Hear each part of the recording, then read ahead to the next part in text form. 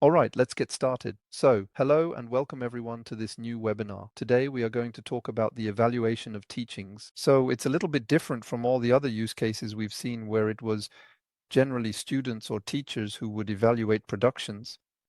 Here, we are truly reversing the way we evaluate and involving students in the evaluation of their teachings.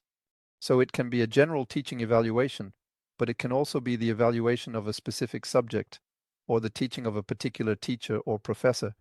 You'll see it's really interesting. So quickly, let me introduce myself. My name is Florent. I am a coach at Challenge.me, and I am responsible for helping and supporting teachers and educational services in using the platform. Therefore, Challenge.me is integrated with most school tools, whether it be Moodle, Blackboard, Brightspace, etc., to facilitate usage. So, as I was saying, today we are going to talk about the evaluation of teachings, and you can find this use case that we always present on our website in the use case library here, where you can find a bit of all the models and use cases that we offer.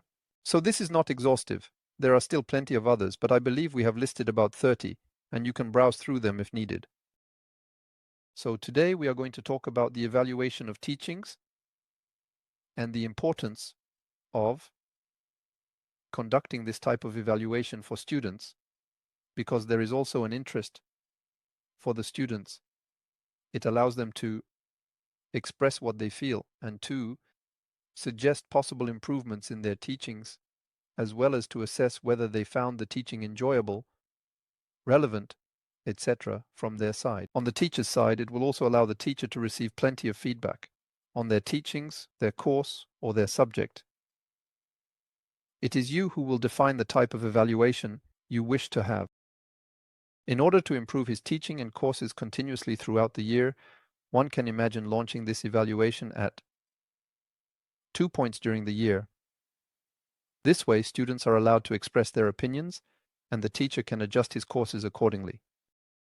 It can also be used directly by educational services that want to take a look around, or by schools that wish to review the teachings to see what worked well and what did not on certain topics, and adjust, if necessary.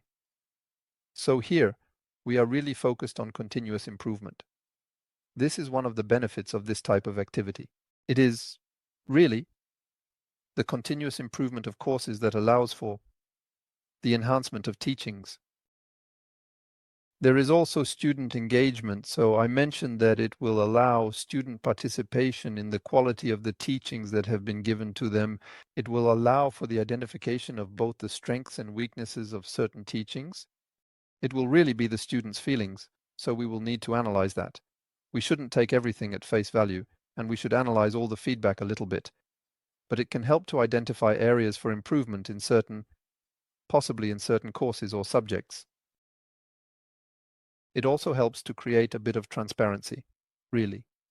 The student, which is also related to engagement, feels involved in the teaching they receive.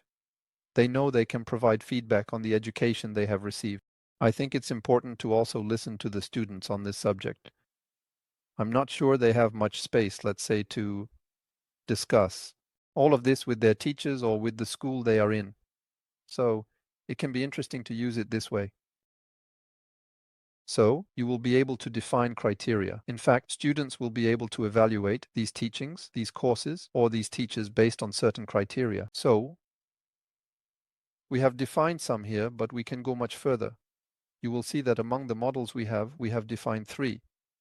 But you can directly draw from our database of criteria to see if there are any criteria that might interest you more, or to create your own criteria grids. If the school has defined a criteria grid, you can certainly integrate it.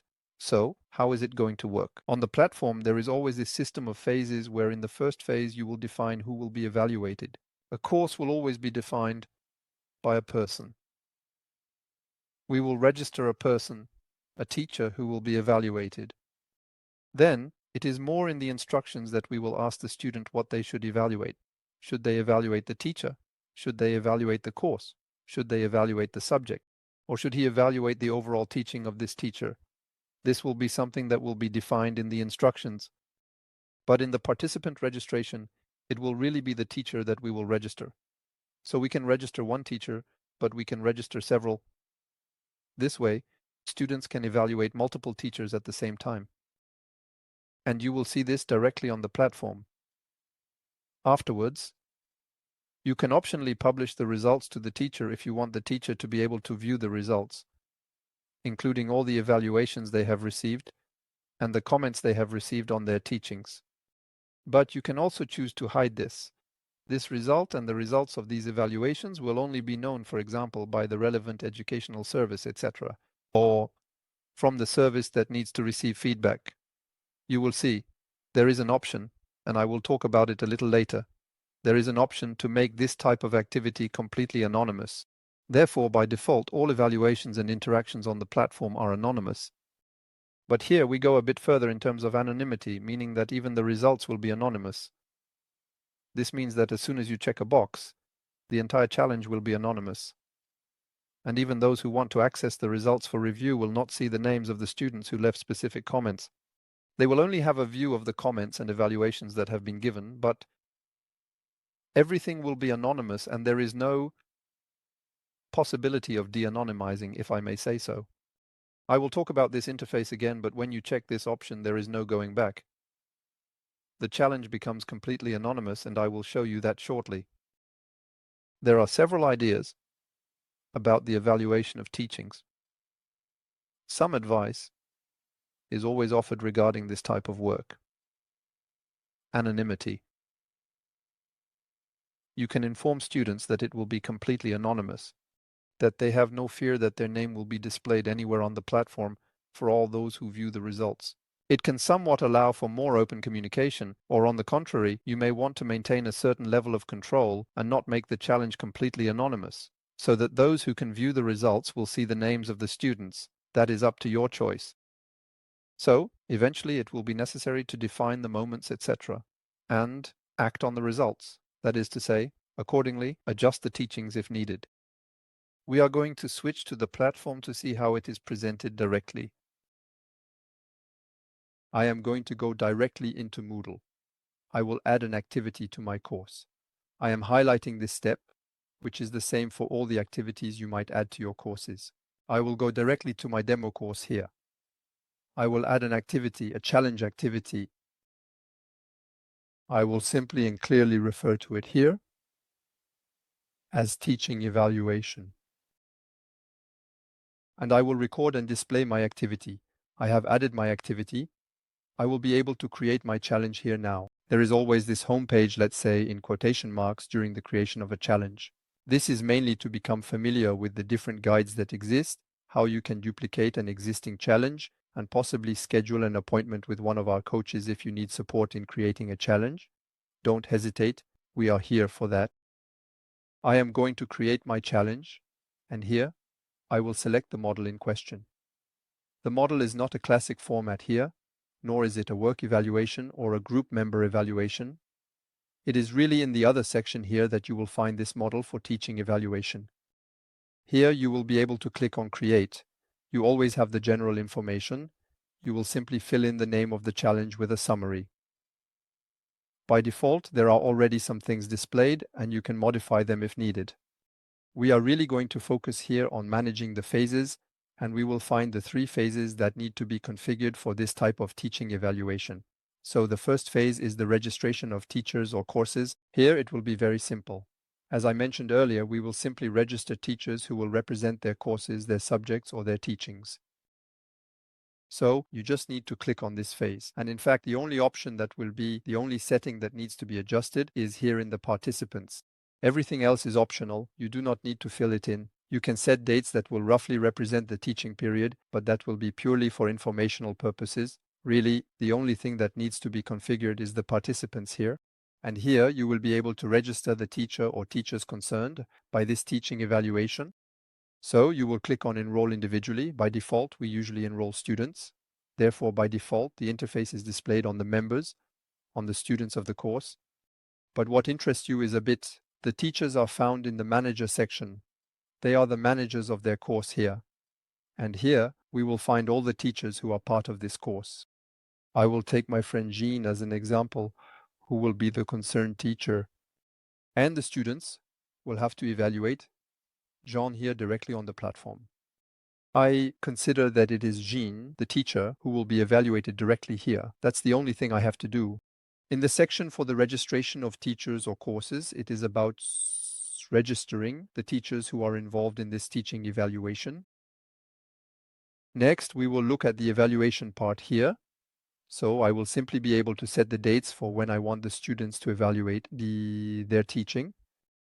Here, important in the instructions, we already have quite a few default instructions, etc. You can consult them. We explain and detail a little bit about everything the student will need to do, the interest for them in completing this teaching evaluation, etc. So you will see there are quite a few things.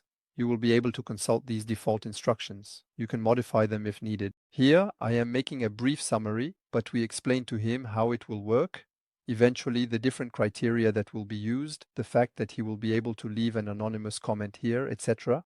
And after the teaching evaluation, the school will analyze a little to adjust the teachings if needed, etc. I will let you consult these default guidelines if necessary. And here you can also adjust whether the evaluation concerns a teacher, a subject, or a course, etc. very specifically. It should be noted here that when the student evaluates, they really know what is expected of them and what they need to evaluate. Next, we will look at the evaluation criteria. As I mentioned, for now, we have set 3 by default. You can certainly add more. The idea is to make it as accurate as possible to what you want. And for each of the criteria, the student will be able to leave a comment. Moreover, it is even made mandatory in this default model. But you can disable the requirement for the student to leave a comment if needed. You can adjust that accordingly. The 3 criteria presented are the clarity of the explanations in the course, engagement in class, and the relevance of the content. Each time, the student will be able to rate these criteria from 1 to 10 stars. You can certainly use other evaluation methods, such as simply giving a number. It will look more like a note here, or use predefined options. So here, the student will need to select a value corresponding to the criteria they are currently evaluating directly. You can also take a look in our criteria database to see if there are any criteria that interest you for this type of activity. So you can click here on predefined criteria, and there you have there are many criteria that are not sorted. You will need to consult them one by one, but you have quite a few criteria here that you can draw inspiration from or select what you wish directly. Moreover, the school can define criteria. And to find the criteria that have specifically been defined by the school, you can click on this tab to retrieve the criteria set for all users of the platform. You can find that here. And if as a user you have created your own grid of criteria and saved it, you can find your own criteria here. So on my account, for example, I have 2 and I can reuse them very quickly if I wish. That's it for the criteria part. We also have the option to add a collection of criteria. So here we saw how to add criteria one by one. But you can also add collections of criteria that will be related to use cases. I don't know if we have a collection that will define this use case. I don't think so. For now, we only have 13 collections. We are in the process of creating all these collections that you can use for each of the use cases. When you add a collection, it will add the criteria that are associated with that collection. You can completely modify, remove a criterion if needed, or add another one. It is not fixed when you add a collection. It simply adds all the criteria associated with that collection. But you can certainly modify them if needed. So this is for the criteria part. Yes, I see that Anne has a question. Yes, I have a question actually. If we take a collection of predefined criteria, can we modify it and resave it as a personal collection of criteria? To modify a collection of criteria, it will not be done directly here in the challenge. You have a tab here that is in the Teaching Evaluation Criteria menu. And here you have the complete management of the criteria. So here, for example, you can take a collection, duplicate it, modify it, and resave it. And there you will find it not in the Challenge Me collection, but in your collections. Here you will be able to find it. Thank you. But you can certainly reuse an existing collection. Here are the criteria. You will be able to define different options for the students. What will be especially important here is the number of evaluations to be carried out. If you have only one teacher involved, they need to be evaluated. You will set one But if you add several teachers here, in the registration phase of the teachers or courses, you will need to adjust this number to reflect the number of teachers involved so that students can evaluate all the teachers who are registered. Otherwise, by default, here it is 1 because we assume that the evaluations are done for only one teacher. So be sure to adjust this parameter when you create teaching evaluations. In the participants section, you will simply be able to add all the students from the course directly. You can click here to enroll individually. And here are all so I only have 2 because it's a test course with not many people. But the idea is that even if you have 100 or 50 students, you can select them all directly here and register them. These are all the students who will come to evaluate the teachers who were registered in the previous phase. So that's all for the participants section. And at the end, something important is the results, so the phase. Calculating scores is not really the right term. It's more about displaying the results. Here, for this type of evaluation, I think we will modify that. And you will define whether you want the teachers who have been registered to be able to view the teaching evaluations they have received from their students. By default, it is hidden, meaning that teachers will not be able to view their teaching results here.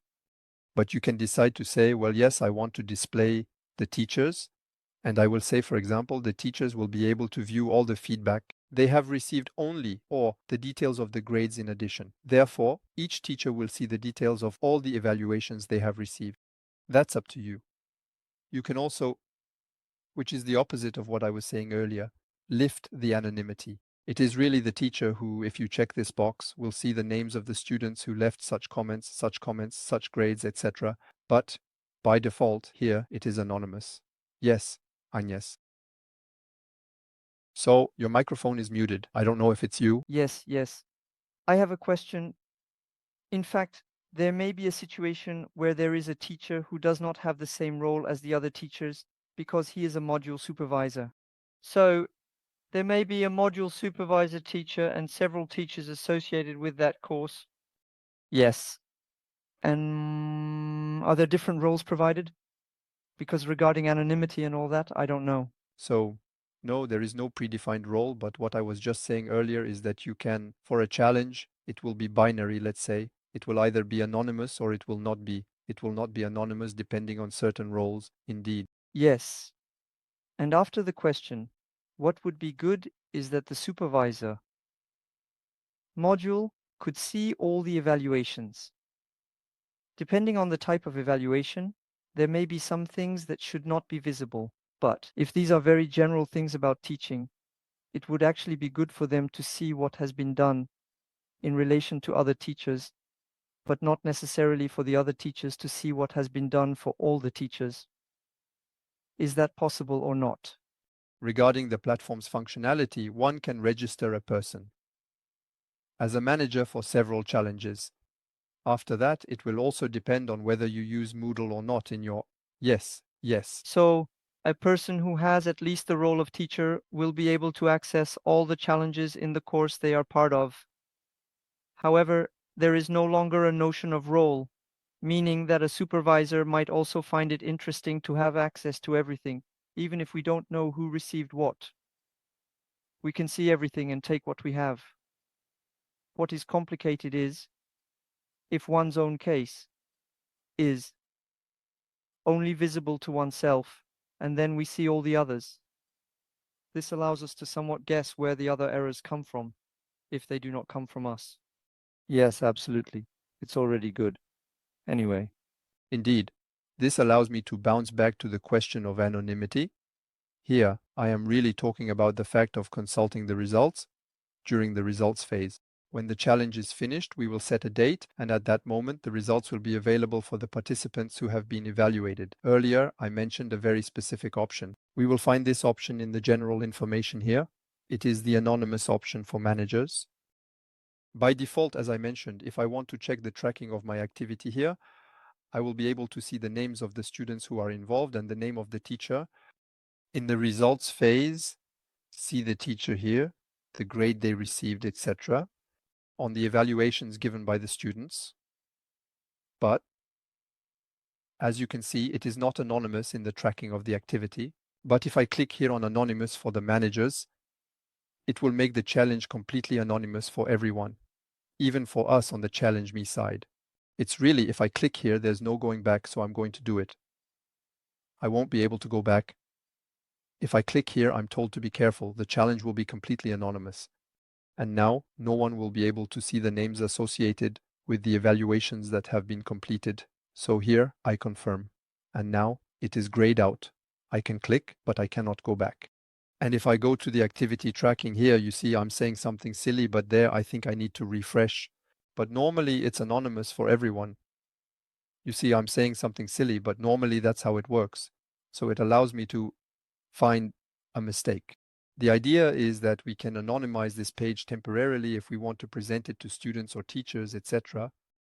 The idea is that it should be presented this way and that the entire interface here should be completely anonymous, and I should no longer see the names of the students displayed. I will see anonymous 0, 1, 2, etc. And so this way I could see all the grades, the evaluations that have been given, but I would not be able to associate them with any names. I think that, in fact, it is not yet anonymous because the challenge is in draft mode, it hasn't started yet, and therefore the option is not activated at the moment the challenge starts directly. I think that's why I don't have it here. I thought that, and then it needs to be done in advance. If you do it afterward, it can't. Yes, can it be done once we've started? Yes, it can be done afterwards, but I think the challenge should not be in draft mode and should be in the starting phase indeed. There you go. But absolutely. And now, if I want to go back, it's the option that was not taken into account. Here I may have simply forgotten to click on save. That might have been it. Indeed, that was simply it. I simply forgot to click on save. And so now you see that the anonymized option is checked and also grayed out. I can't go back, and here everything is anonymous. No matter how much I click, I won't see the name. The student's name is no longer displayed anywhere. But this option can be displayed as you mentioned later on. So there you go. You can, not at specific times because there is no going back, but it can be displayed at any moment during the life of the challenge. That's it for this somewhat special part of this type of activity. And here, as I was showing in the activity tracking, you will be able to see all the students, either anonymously or not, along with the number of evaluations they have completed. If they had multiple evaluated teachers, you will see the number of evaluations completed. And when you click here on these evaluations, you will find all the evaluations that this student has given to these teachers directly. And in the results phase, which will certainly be renamed, it is not really about calculating scores. Here you will see in the overall grades, the received score. The idea is that you do not have all the students, but only those who have received evaluations. So there will only be the teacher, if, for now, no one has received an evaluation. But the idea is that only the teacher receives evaluations. It actually filters the list for you. It prevents you from having the list with all the students here because the students do not correspond to the evaluation. It is solely the teacher. And here you will find the overall score, the average of the teacher who received it. And by clicking on it, you will get the direct details of all the evaluations he has received. That's it for this part. After that, it can be analyzed. You also have this view directly by criteria here directly. If I go back to the results phase, but only on the teaching phase, I can see the average by criteria. And here I will see the averages he received on each of the criteria. One can even imagine that a teacher could be evaluated on several subjects, with each subject being a criterion, allowing us to see the grade they received for each subject they taught, or for each course, or for each class, etc. There are many possibilities to consider with this type of evaluation. It's already noon. I tried to go through it a little quickly. Is it clear to you? Does it somewhat answer what you had in mind?